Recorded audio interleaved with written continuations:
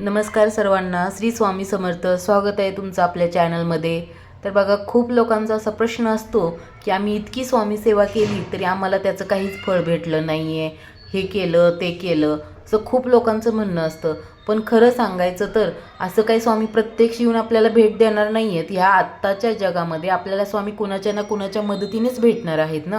आणि आपल्याला स्वामींनी कधी मदत केली हे आपल्याला कळतसुद्धा नाही. काही काही वेळेस असं असतं की आपल्याला स्वामीच मदत करत असतात पण आपल्याला जाणवत नाहीये.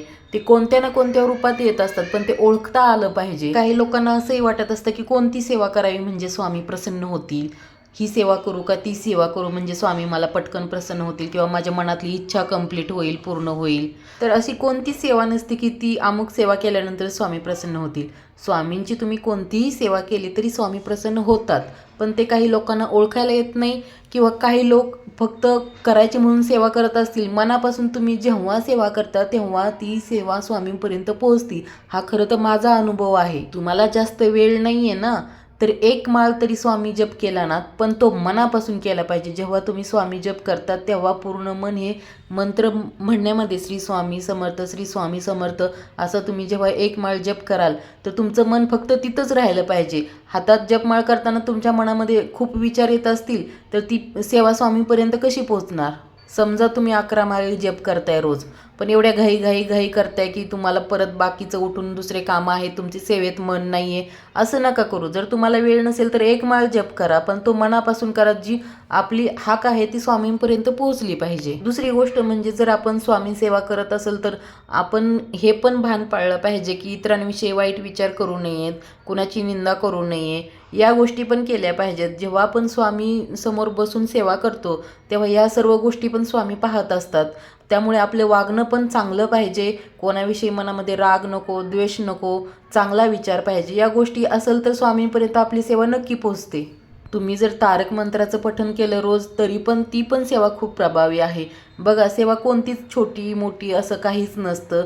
तुम्ही 11 वेळेस करू शकता तारक मंत्राचं पठण. वेळ नसेल तर रोज एक वेळेस करा. नित्य सेवा करा, म्हणजे नित्य नियम ठेवा. एक जपमाळ करायची, एकदा तारक मंत्र पठण करायचा.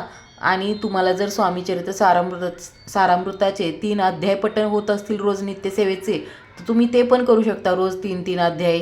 एकच दिवशी तुम्हाला पूर्ण पठण होत नाही तर ठीक आहे, रोज 3-3 करून पण तुम्ही असे पण पाठ करू शकता. आता जर स्वामी पुण्यतिथीनिमित्त जर करायचे असेल तर तुम्ही ते ठरवून संकल्पयुक्त स्वामीचरित्र सारामृताचे पाठ करू शकता. ते 9 तारखेपासून तुम्ही सुरुवात केली तर 15 तारखेपर्यंत आपल्याला ते करायचे आहेत.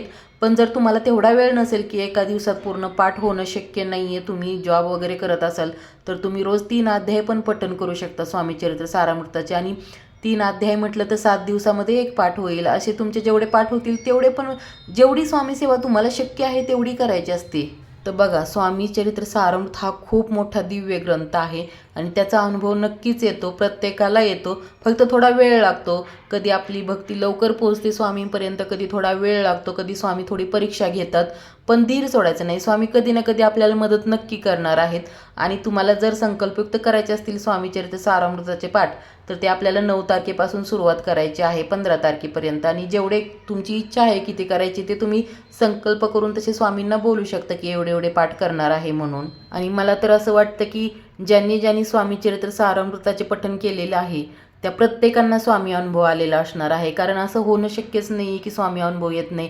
फक्त थोडा कधी वेळ लागतो, कधी लवकर अनुभव येतो, कोणाकोणाला जास्त वेळ लागतो, पण अनुभव येतोच येतो. आणि स्वामी म्हणजे कोणतं यंत्र नाही आहे की आपण नमस्कार केला, हात जोडले आणि स्वामींकडे मागितलं की लगेच आपल्याला एका क्षणात भेटेल.